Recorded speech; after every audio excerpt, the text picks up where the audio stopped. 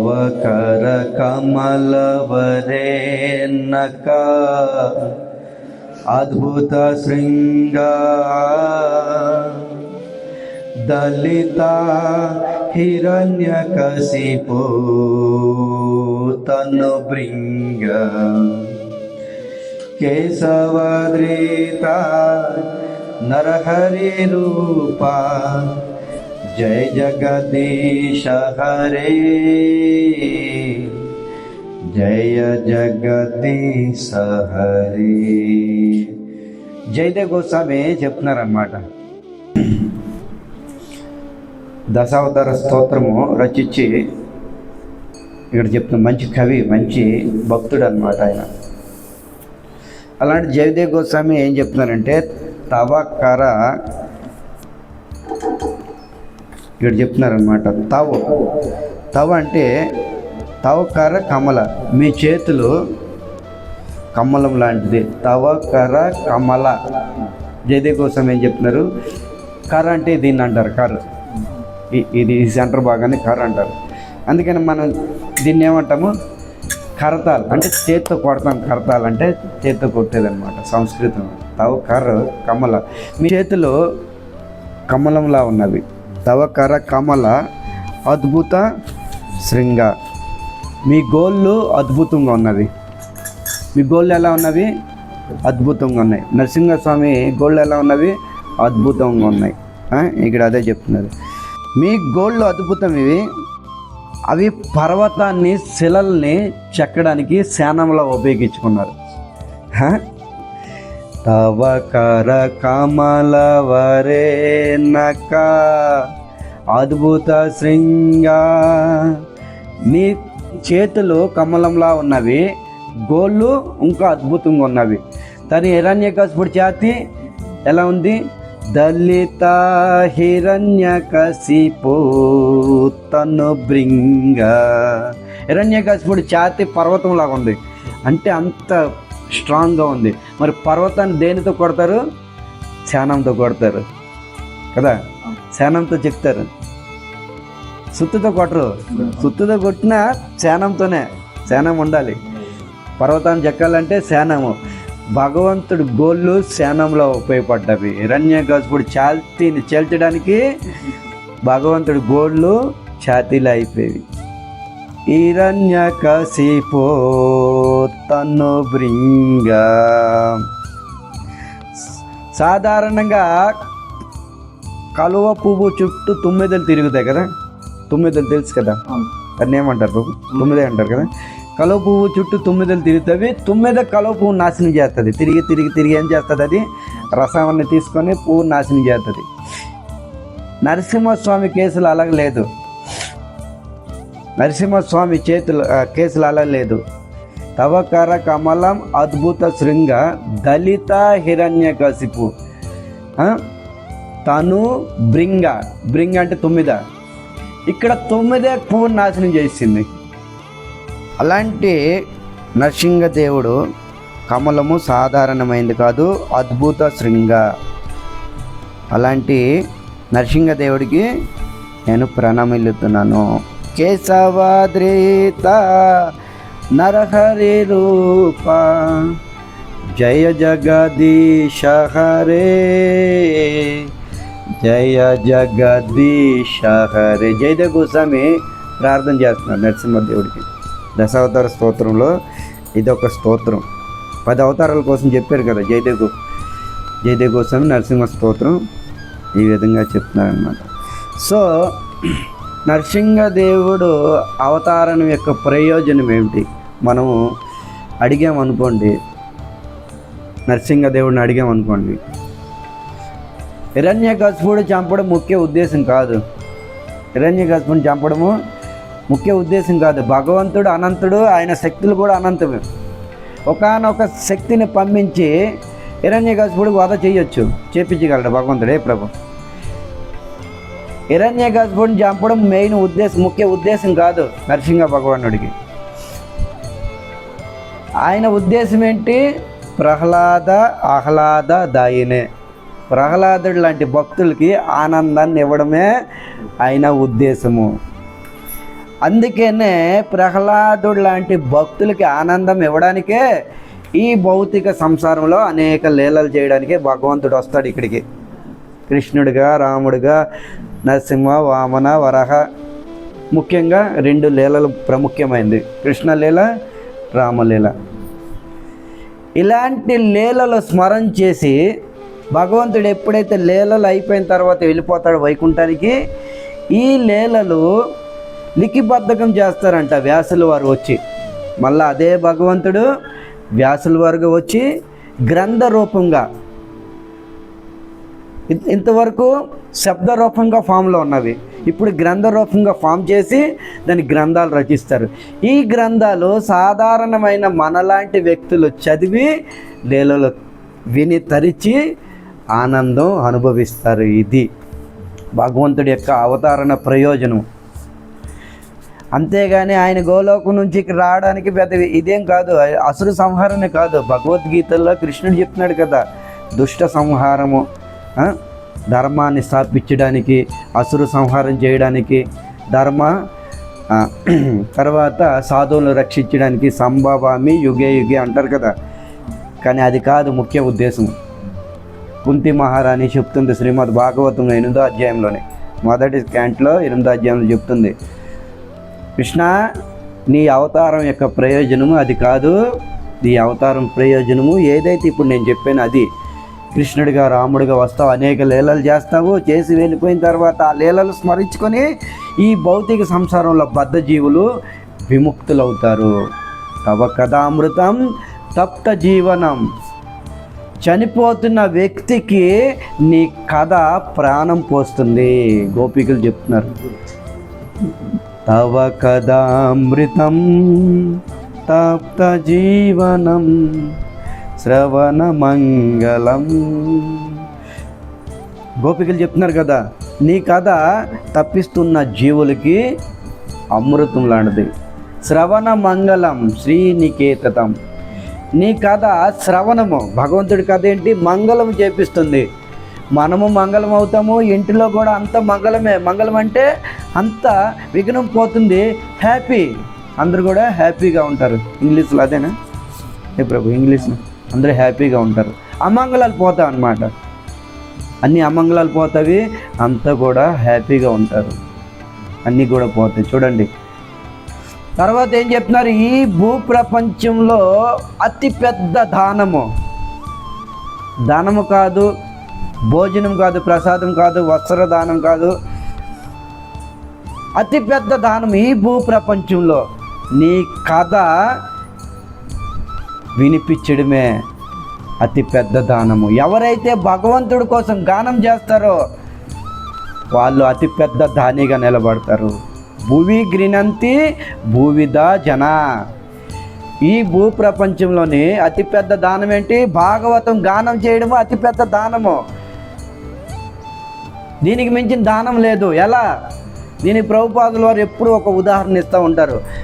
2 తండ్రి కొడుకులు మేళాకి వెళ్ళారు, సంతకి తిరణాలకు వెళ్ళారు అనుకోండి. తిరణాలకు వెళ్ళినప్పుడు భీడుగా ఉంది.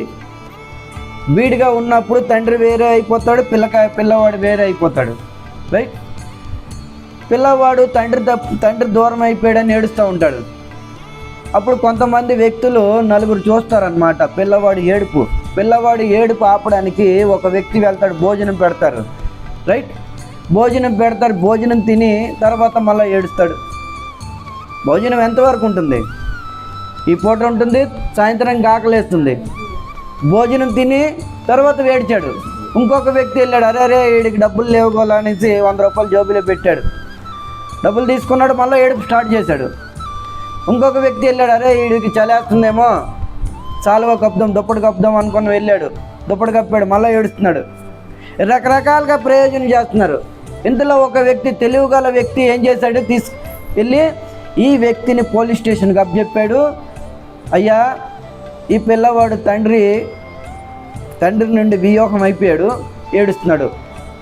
వెంటనే పోలీసులు వాళ్ళు ఏం చేశారు, తండ్రికి ఇన్ఫర్మేషన్ చేశారు, తండ్రి వచ్చాడు, వీళ్ళిద్దరూ హ్యాపీగా వెళ్ళిపోయారు. అవునా? తెలివి గల వ్యక్తి ఏం చేస్తాడు, తప్పిపోయిన పిల్లవాడిని తండ్రితో కలపడము. అలాగే శ్రీమద్ భాగవతము తప్పిపోయిన జీవాత్మల్ని మళ్ళా పరమాత్మతో కలపడం. ఇదే పెద్ద దానము. భువి గ్రీనంతి బూరిద జన. దీనికి మించిన దానం లేదు ప్రపంచంలోనే. గోపికల ఐడల్ మనకి చైతన్య మహాప్రభు చెప్తున్నారు, గోపీర్ వర్త పద కమలం దాస దాసాన దాస్. నేను గోపికల అడుగు జాడల్లో నడుస్తున్నాను. మహాప్రభు అంటే మనం నడవమా? మనకి ఐడియల్ ఎవరు? గోపికలు. అలాంటి గోపికలు చెప్తున్నారు, ఈ ప్రపంచంలోనే అతిపెద్ద దానం ఏంటిది? భాగవత ప్రచారం చేయడమే అతిపెద్ద దానం. తప్పిపోయి జీవుడిని తండ్రితో కలిపి, ఇప్పుడు స్టోరీ చెప్పాను కదా, తప్పిపోయిన జీవాత్మల్ని పరమాత్మ. మనమందరం కూడా తప్పిపోయిన జీవాత్మలము.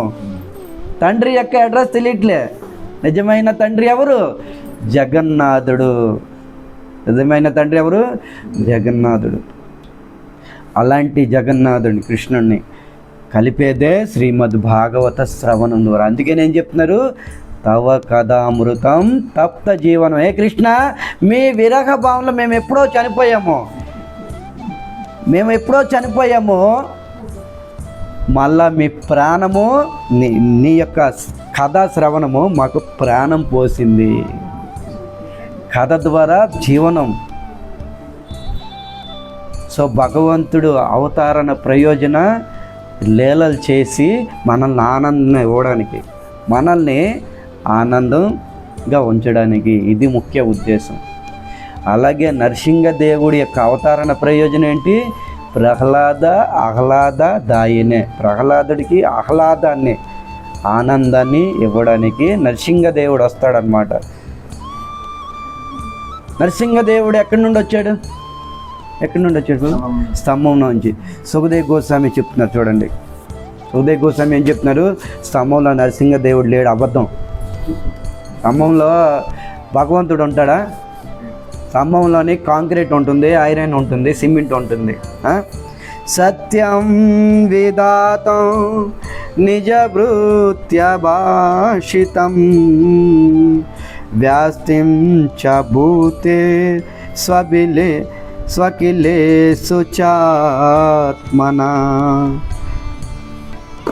సత్యం విదాతం నిజ భృత్య భాషితం. సత్యం విధాతం నిజ భృత్య భాషితం. హిరణ్యకశిపుడు అడిగాడు ప్రహ్లాదుడిని, అరే నేను ఇంతగా చంపడానికి నీకు ప్రయత్నం చేస్తున్నాను, పర్వతాల నుంచి తోపిచ్చాను, సముద్రంలో వేసాను, ఏనుగుల ద్వారా తొక్కిచ్చాను, అగ్నిగుండంలో ప్రవేశపెట్టాను, విషము కూడా తాగిపిచ్చాను, అనేక ప్రయత్నాలు చేస్తున్నాను నీకు చంపడానికి. నువ్వు చావడం లేదు ఎందుకురా నాయనా? నువ్వు ఎందుకురా నాయన చావడం లేదు? నీవేమైనా మంత్రాలు తెలుసా? నీకు జాదుటోన మంత్రాలు తెలుసా? ప్రహ్లాదుని అడిగితే అప్పుడు, అవును నాయన నాకు మంత్రం తెలుసును. ఏం మంత్రము? హరే కృష్ణ మహామంత్రం తెలుసు. ఏం మంత్రం తెలుసు అన్నాడు? హరే కృష్ణ హరే కృష్ణ హరే హరే హరే రామ రామ రామ హరే. ఇది మంత్రానికే మంత్రం. ఇది జాదు మంత్రము. ప్రభుపాదులు ఎలాంటి జాదు మంత్రం ఇవ్వడానికే అమెరికా ఇలాంటి దేశాలు వెళ్ళాడు. అవునా, నీకు మంత్రం తెలిసిన? మరి నిన్ను కాపాడుతుంది ఎవర్రా నాయనా? అప్పుడు ప్రహ్లాదుడు చెప్పాడనమాట, ఆయన నన్ను కాపాడుతుంది ఇంతవరకు హరి, శ్రీహరి కాపాడుతున్నాడు ఇంతవరకు. మరి ఎక్కడరా ఉన్నాడు ఆ శ్రీహరి? కొద్దిగా చూపించి రుణం తీర్చుకోరా నాయన.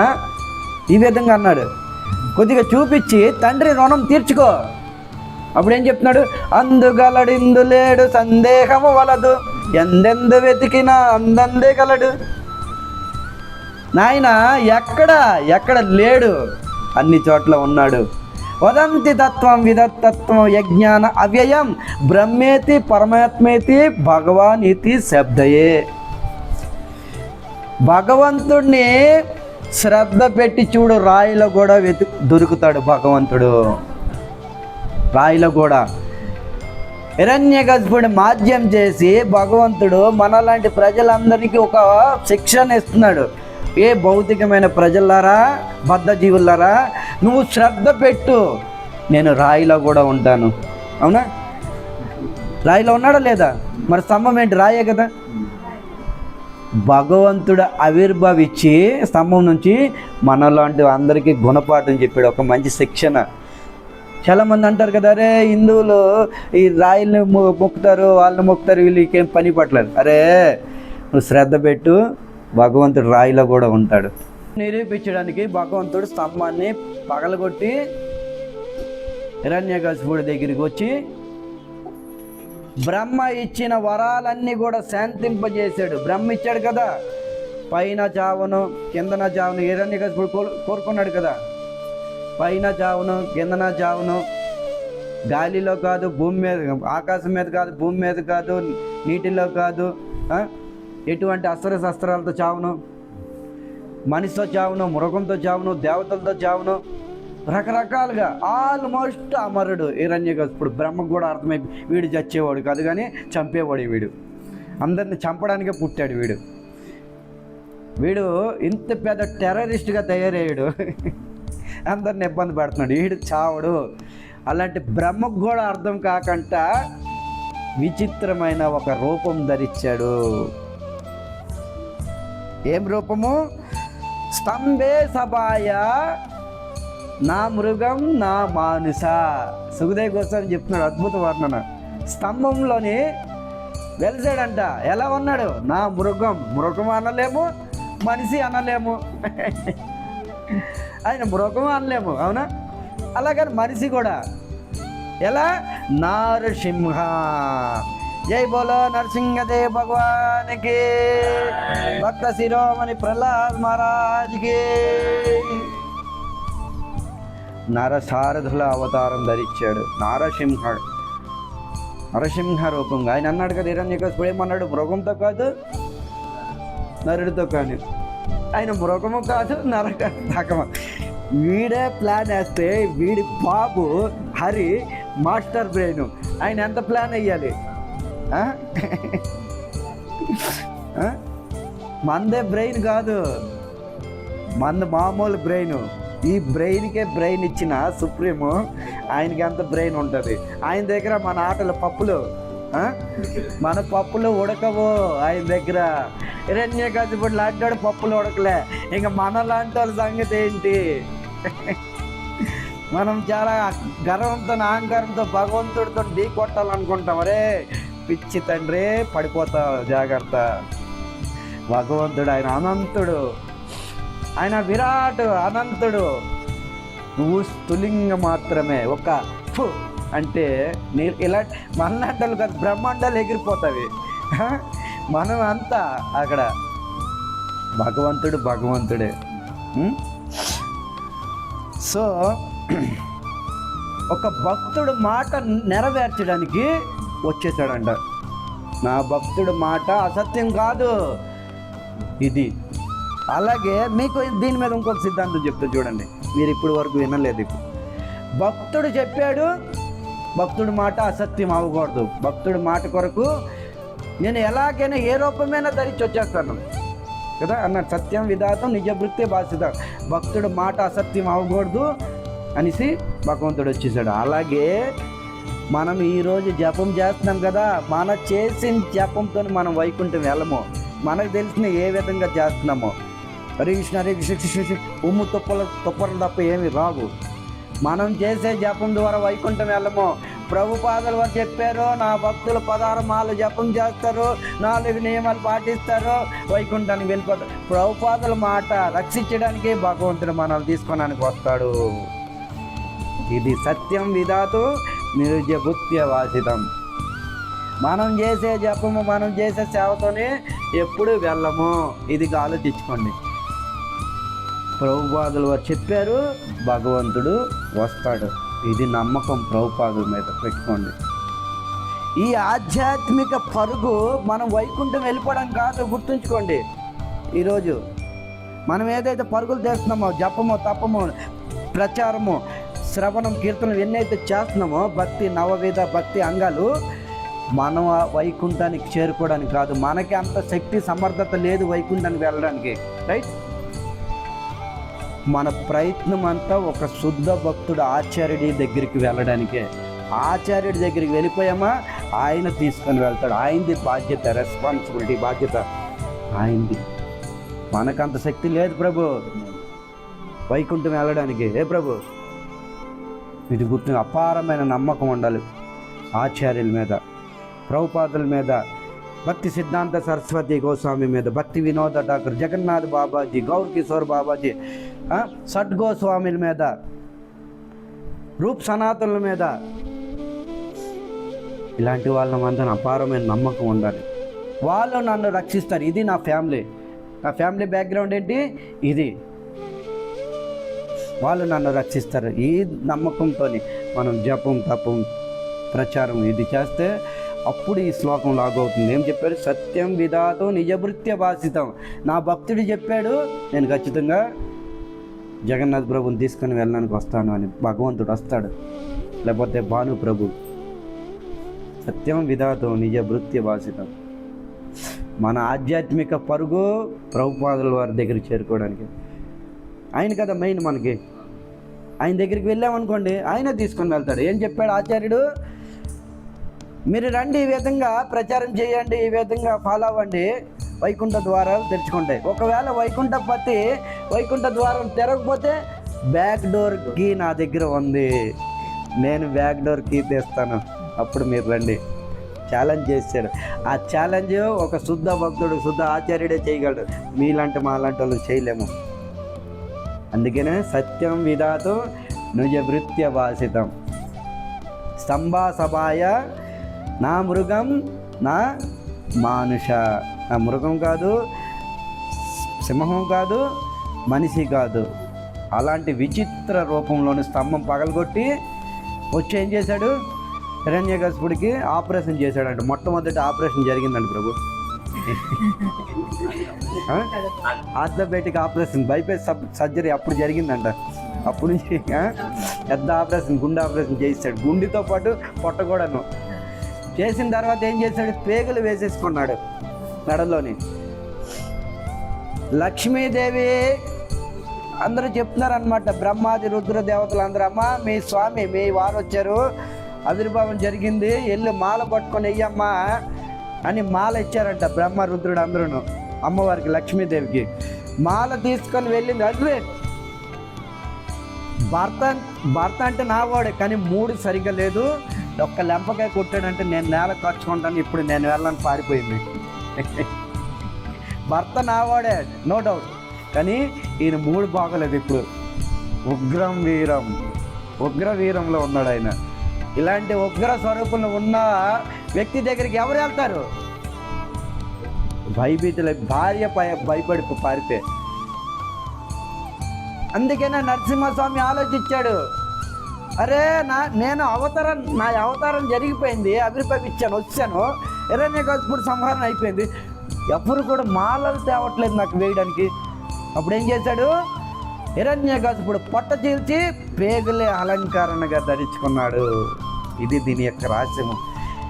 నరసింహస్వామికి పూలమాలల అలంకరణ కాదు, హిరణ్యకశిపుడు పేగులే అలంకరణ. ఎందుకు? హిరణ్యకశిపుడు శుద్ధ భక్తుడు. ఇక మీరు ఆలోచించకండి, నరసింహస్వామి ఏ స్వరూపంతో ఉన్నాడు?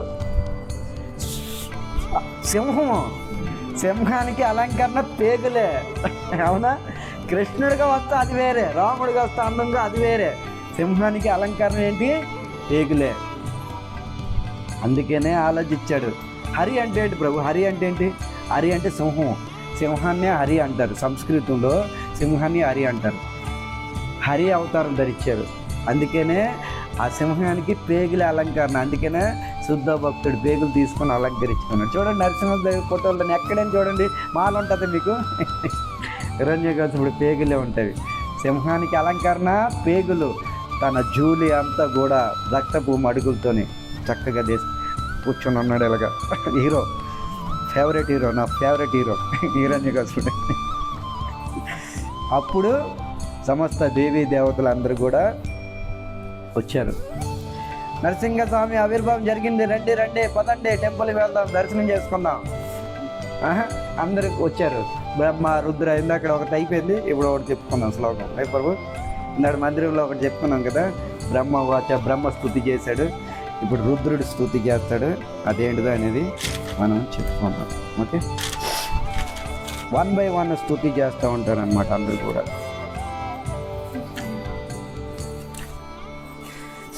అందరూ వచ్చి నరసింహస్వామికి స్తుతి చేస్తాడనమాట.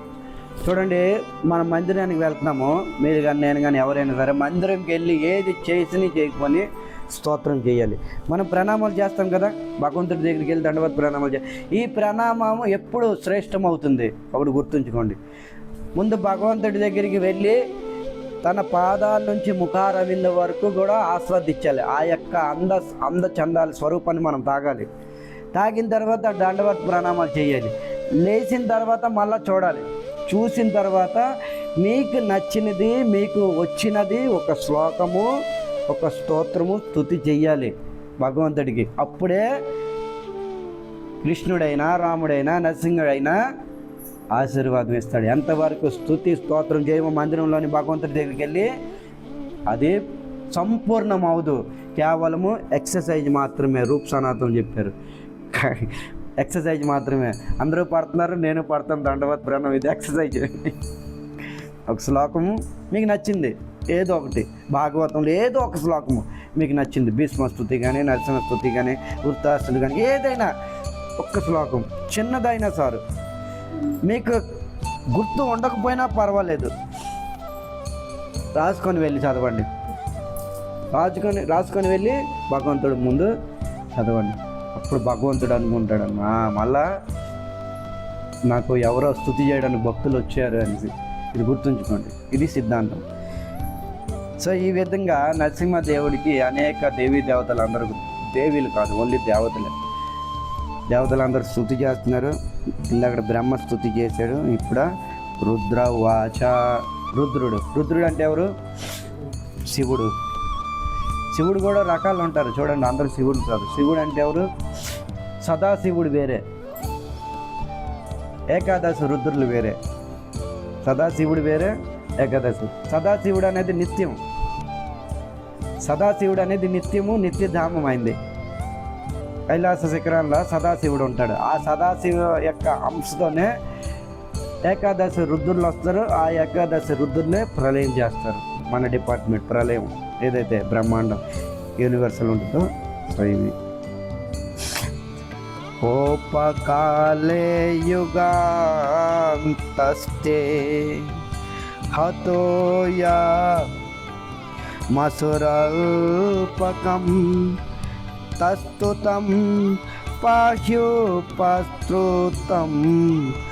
భక్తం తే భక్తవత్సల, భక్తం తే భక్తవత్సల. రుద్రుడు చెప్తున్నాడు, రుద్ర వాచ. రుద్రుడు అంటే శివుడు పలికేను. ఏం పలుకుతున్నాడు? కోపకాలే యుగాంతే. ఏ స్వామి, మీకు కోపం రాదు కదా? భగవంతుడి కోపం వస్తుందా చెప్పండి? భగవంతుడి కోపం వస్తే భగవద్గీతలు పెద్ద పెద్ద డైలాగులు కొట్టాడు కదా. త్రివిధం నరకస్య ద్వారం కామేశ క్రోధేశ, రెండో దాంట్లో పెట్టాడు. కామ వదిలేయండి, లోభ వదిలేయండి, క్రోధం వదులు. మరి అలాంటి భగవంతుడి కోపం వచ్చింది ఇక్కడ. చూడండి, కొద్దిగా అర్థం చేసుకుందాం దీని మీద. పెద్ద డైలాగ్ కొట్టావు కురుక్షేత్రంలోని, ఇప్పుడు ఏమైంది? నీకు క్రోధం రాలేదా? కురుక్షేత్రంలో పెద్ద పెద్ద డైలాగులు కొట్టావు నువ్వు. క్రోధం వద్దు, క్రోధం వద్దు, క్రోధం ఉండే వాళ్ళకి నరకానికి. మరి నీకు క్రోధం వచ్చింది, ఏంటి పరిస్థితి? ఈరోజు నరసింహదేవుడు అతి ఉగ్ర స్వరూపంగా క్రోధం, హిరణ్యకశిపుడు చనిపోయాడు, అయినా శాంతింపబడట్లేదు. మీకు ప్రాక్టికల్గా ఒకటి చెప్తాను. ఒక హీరో విలన్ చంపేస్తాడు అనుకున్నాం, విలన్ని ఒక బుల్లెట్తో చనిపోతాడు అది ప్రభు. అయినా సరే ఇంకా 4-5 బుల్లెట్లు తీస్తారు. ఎందుకు? క్రోధం చల్లారట్లే.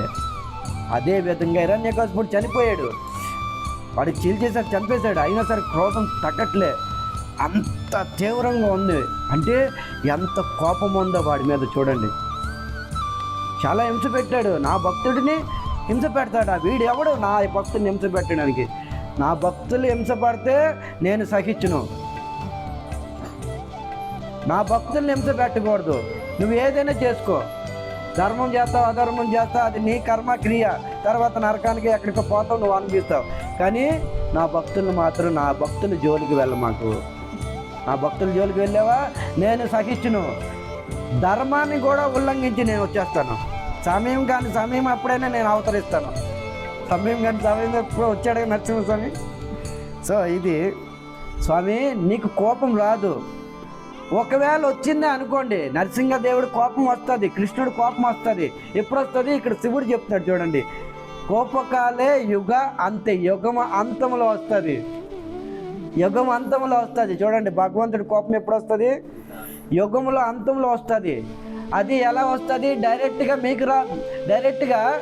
మీకు రాదు.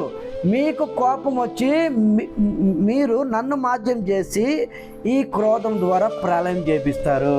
శివుడు చూడండి ఎంత అద్భుతం చెప్తున్నాడు. ఏం చెప్తున్నాడు? కోపం వస్తుంది, నన్ను మాధ్యం చేసుకొని ప్రళయం చేపిస్తారు ఈ కోపం ద్వారా. అంతే కదా, ప్రళయం ఎవరు చేస్తారు? మరి ప్రళయం అంటే ఏంటి? నాశనము. మరి నాశనం ఎప్పుడు వస్తుంది? క్రోధం వస్తేనే నాశనం అవుతుంది. అవునా? క్రోధం లేకపోతే రాదు. అలాగే ఇక్కడ శివుడు ఏం చెప్తున్నాడు? కోపకాలే యుగ అంతే, యుగం అంతంలో కోపం రావాలి. అటు ఇటు కాని సమయంలో మీకు కోపం వచ్చింది, అప్పుడు నరసింహదేవుడు అన్నాడంట,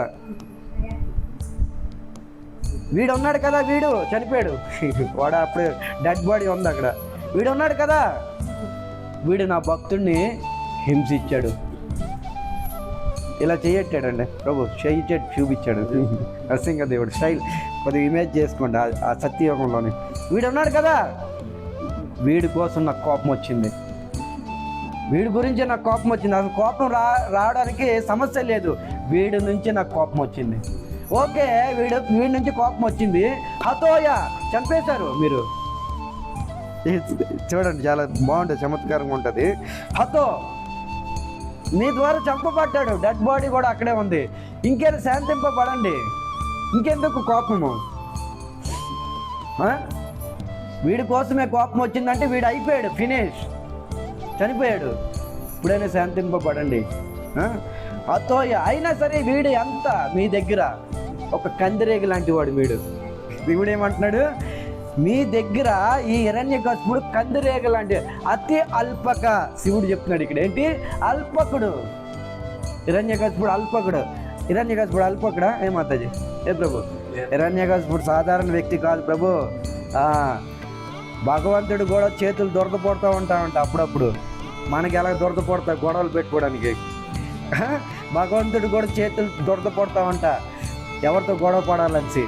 మరి ఆయనతో సమానమైన యోధులతోనే ఎంచుకుంటాడు. ఆయనతో సమానమైన ఎవరు? జై విజయ్ లాంటి వాళ్ళే. ఆయనతో ఫైట్ చేసే శక్తి సమర్థత ఎవరికి ఉంటుంది? మనలాంటి వాళ్ళకే. జై విజయ్ లాంటి భక్తులకి, శుద్ధ భక్తులకే. అలాంటి వాళ్ళని మాధ్యం చేసి భూ ప్రపంచం మీద పుట్టి అసలుగా తయారు చేపిస్తాడు ఆయన.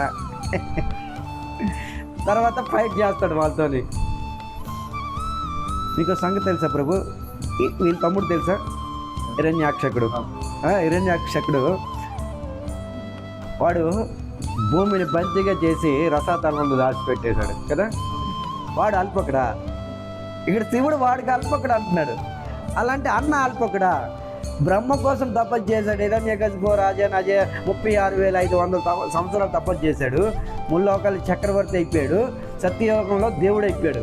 ఓం హిరణ్యాయ నమః. అందరూ కూడా వేద మంత్రాలు ఇవే పాడుతున్నారు. అలాంటి వాడు అల్పకుడా? అల్పకుడే. లోకానికి పెద్ద హిరణ్యకశిపుడు పెద్ద టెర్రరిస్ట్ అవ్వచ్చు, మీ దగ్గర అల్పకుడే. మీ దగ్గర కందిరేగ లాంటి వాడే. లోకానికి పెద్ద టెర్రరిస్ట్ అవ్వచ్చు, కానీ మీ దగ్గర కాదు, అల్పక. ఇది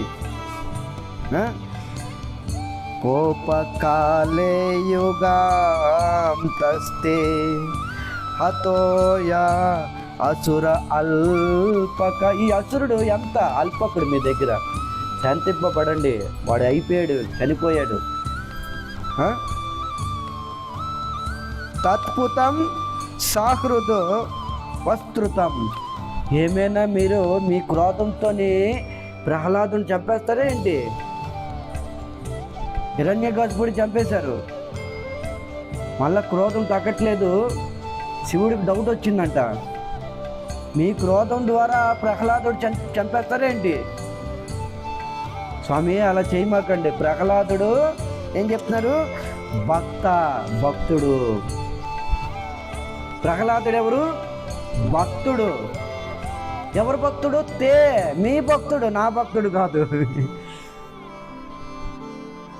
భక్త తర్వాత మీరెవరు? ప్రహ్లాదుడు అయిపోయింది.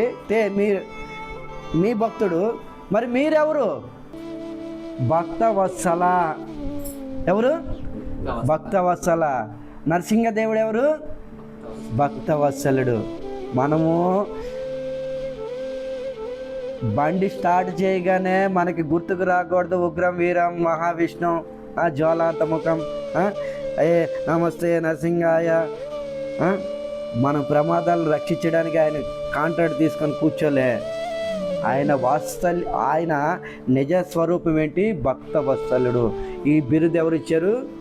శివుడు ఇచ్చాడు. భక్తవత్సలుడు, భక్తుల్ని రక్షించేవాడు భక్తవత్సలుడు. కృష్ణుడు కాదు, రాముడు కాదు, వరహ కాదు, పరశురామ కాదు. నరసింహదేవుడు ఎవరు? భక్తవత్సలుడు, భక్తుల్ని రక్షించేవాడు. ఇది నిరూపణ చేశాడు ప్రహ్లాదుడు ద్వారా. ఓకే, మనం బయటికి వెళ్తాం, విఘ్నాలు హరిస్తాడు. నరసింహదేవ విఘ్నాలు కరెక్టే, ఓకే హరిస్తాడు. కానీ ఆయన భక్తవత్సలుడు. శివుడు ఈరోజు చెప్తున్నాడు, భక్తం మీ భక్తుడు, భక్తం మీ భక్తుడు. మీరెవరు? భక్తవత్సలుడు. భక్తుల్ని కాపాడే బాధ్యత మీది. గుర్తు చేస్తున్నాడు రుద్రుడు నరసింహదేవుడికి. మర్చిపోయారా? మీరు భక్తవత్సలుడు, భక్తులను కాపాడే బాధ్యత మీది. అలాంటి ప్రహ్లాదుడికి వధ చేయమకండి. భక్తేసు భక్తవత్సల. అందుకనే నరసింహదేవుడు ఉగ్ర రూపం కాదు. ఉగ్ర రూపం బయట వాళ్ళకి, ఎవరైతే భక్తి చేయరో వాళ్ళకి ఉగ్ర రూపము, మనకి శాంతి స్వరూపము. తర్వాత ఏం టైటిల్? భక్తవత్సలుడు. జయ భక్తవత్సల నరసింహదేవ్ భగవానికి, లక్ష్మీ నరసింహదేవ్ భగవానికి. ఇది భక్తవత్సలుడిగా చూడాలి. ఉగ్ర రూపం చూడమాకండి. ఉగ్ర రూపం ఎవరైతే హరినామం చేయరో, హరికథ వేరో వాళ్ళకి ఉగ్ర రూపము. మనకి భక్త స్వరూపుడు, శాంతి స్వరూపుడు. ఇది నరసింహదేవుడి యొక్క మహిమ. ఈరోజు రుద్రుడు చేస్తున్నాడు. ఓకే, యుగ ధర్మ హరినామ సంకీర్తనకే, సంకీర్తన భక్త బృందకే, జగద్గురు శ్రీల ప్రభుపాదకి, శ్రీల గురుదేవులకి, వితాయ గౌర ప్రేమానందే. హరి హరి బోల్.